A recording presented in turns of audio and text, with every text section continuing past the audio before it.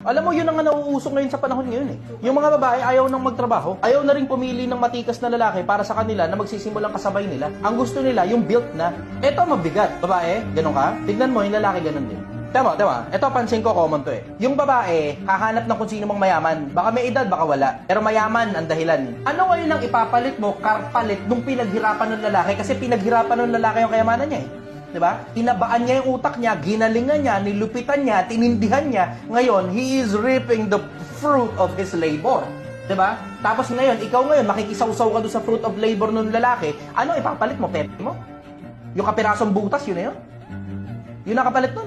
Tignan mo, pagka gano'n ang mindset mo, babae, yan ay dahil lang kung bakit yung pinipili mong klase ng lalaki. Tignan mo yung lalaki, puro butas din ang hinahanap galing sa'yo. Ito mas mabigat. Pag yung butas mo luma na, hahanap na ibang butas yan. Tapos sasabihin mo ngayon, babaero yung lalaki. Malamang, pinili mo yan, tapos wala ka namang kayang ipalit bukod sa butas mo eh. Kailangan, mutual. Yung pinaghirapan niya, makikinabang ka ron. Tapos meron ka rin sarili mong pinaghirapan, makikinabang din siya doon. Hindi naman ibig sabihin puro pera lang eh. Babae ka, marunong ka dapat magluto. Babae ka, marunong ka dapat maglaba. Babae ka, magaling ka dapat mag-alaga. Babae ka, wala na siya dapat ibang hahanapin galing sa'yo.